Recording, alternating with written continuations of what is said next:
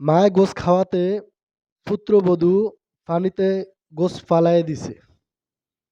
আসেন সেই ভিডিওটা আমরা দেখে আসি। শিক্ষণীয় একটা ভিডিও। আমি তো মুখ ধুতে গেছি, এর মধ্যে তোমার মা এসে হাত ধোয়া না পা ধোয়া না ফুচুক করে দোকান গোস উঠানে খাওয়া গেছে। কেন এত গোস উঠে খাওয়া কিছু এইবারে কিছু রান্না শান্তি আছে আমার?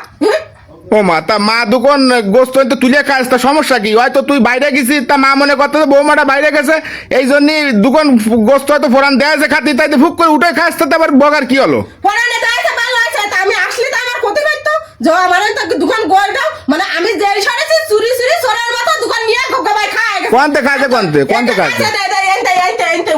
এনতে উঠে খাচ্ছে আর এনতে কান নেছে। এনতে কান গোস নেছে। তাতে ভালো আছে নে, তাই এমন কি তানে বক দেবে কেন? বাগবো না তো কি হবে? তোমার মার গায়ে তো বাড়াই গন্ধ, সারা গায়ে ঠায় ময়লা। সবসময় আমি ধুয়ে বুঝা পাইট ওয়াশ করে রাই সেই ওর মধ্যে ভরে দিতেছে, নোংরা বানায় দিয়ে দিতেছে। এই গোস আর কি হবে? এই গোস আমি কারোর খাই দেবো না, এই গোস আমি ফেলাই দেবো। কেন ফেলাই দিবি কেন? ও খাইছে তা কি কুড়ি খাইছে না, ও তো মানসি খাইছে, তারপরে ফেলাই দেবে কেন? তোমারও খাই দেবো না, আমার সল মেরে খাই দেবো না। এই খাই দিলে অসুখ হবে না, অসুখ। আর আমি এত সলে বিধবা আতি চাই না, বুঝে যাও? দেখ যাও কি কয় মার দে, তা ওই জায়গা ওই খালি আবার অসুখ হবে না। ওই অসুখ হবে ছাড়া কি হবে না? তোমার মার গায়ে তো বাড়াই গন্ধ, মানে কোনো সময় আত্মা দেবে না, কিছু হবে না, সারা গায়ে মানে কি কব ঘিন্না।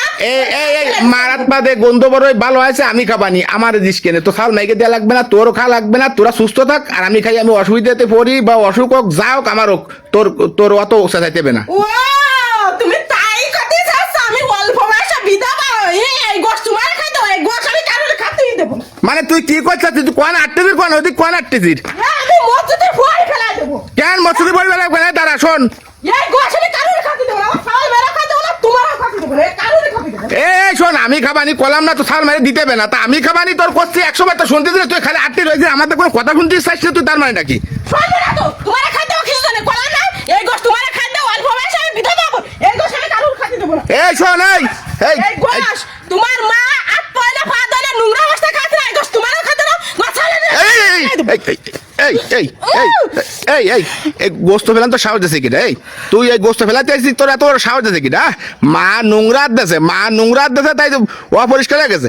এই মা যে গার রক্ত চুষায় আমার এই বড়টা মানালো, মা গার রক্ত পানি করে কষ্ট কলাপ করে আমার এই কায়দায় মানুষ করলো, সেই সময় আমার কোনো অসুবিধা হয়নি, সেই সময় আমার কোনো রোগ হয়নি। আজকে মা আমার ওই গোস্ত দুটো আইটিয়ার দিতে তাতে আমার বিশাল রোগ হবে, তাই না? আমি কি করছি? তুমি আমার গায়ে কোনোদিন হাত দাও, আজকে তোমার মা গোশ খাইছে তাই তুমি আমার গায়ে দিলে। হ্যাঁ, হাত দেবো না। তুই আমার মারে যে একদম কিরম যেন একদম কুড়িছে একদম বেকাদা বানায় ফেলাইছিস না রে আমার মাটা রে। আমার মা রক্ত খাওয়াই আমার এইরকম বড় মানুষ মানাছে, আমার কোনো তো রোগ জীবন হয়নি, আমার তো অন্য রোগ জীবন আমার সারে গেছে। আজকে সেই মারে নিয়ে তুমি এত বড় বড় কথা কবা, গোস্ত ফেলাই দেবা। এই তোর দোকান সাবাল হয়েছে, পুতির বউ তোর দোকান আসবে না, সেই সময় তো তোর সাথে যাও না, এই ব্যাপারটা করবেন শোন, কিরাম লাগবে না কোয়া? হ্যাঁ, কবেন আমার সাউরে হাত দই না পা দই না, এই গোস্তের মধ্যে হাত দিতে, তা তোর সাউন্ড খাতে মনে যাবে না? আসলে তো তুমি ঠিক কথা কইছো, আমার তো ভুল হয়ে গেছে। তা ভুল হয়ে গেছে নাকি? ভুল হয়েছে মানে তোর মারাত্মক ভুল হয়েছে। তোর এত সাহস দিতে কিনা তুই এই গোস্ত এই পান্তি ফেলাতে নিয়ে আসে মসজিদের বড়ি ফেলাই দেবো? মামার কি মামার বাড়ির আবদার নাই? পাগল হয়ে গেছিস না পাগল সাজাচ্ছিস আমার, তাই কদি? আমার ভুল হয়ে গেছে, আমার সওয়াল যখন বিয়েরে নিয়ে আসবে না, আমার পুতির বউ তো আসলে এই এলে আমার সামনে কি উপায় হবে? তুমি আমার আজকে চোখ কান খুলে দিছো, আমার ভুল হয়ে গেছে।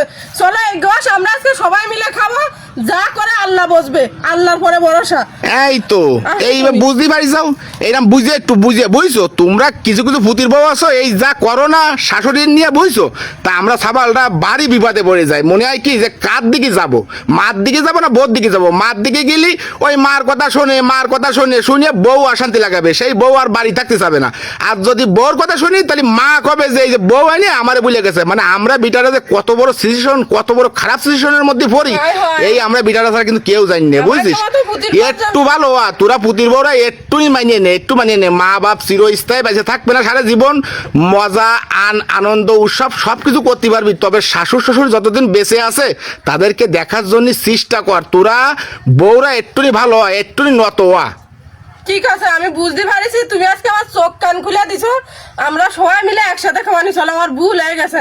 আমার শ্বশুর শাশুড়ি যতকাল বেঁচে থাকবে ততকালে আমি দেখো না আর কোনোদিন এরকম রাত ব্যবহার করবি বোন না? আর কোনোদিনও করবো না এরকম রাত ব্যবহার কোনোদিন করবি আমার মারে নিয়ে? কোনোদিনও আর করবো। মন থাকবে না তোর? মনে থাকবে না, তা চল বাড়ি চল। আসো।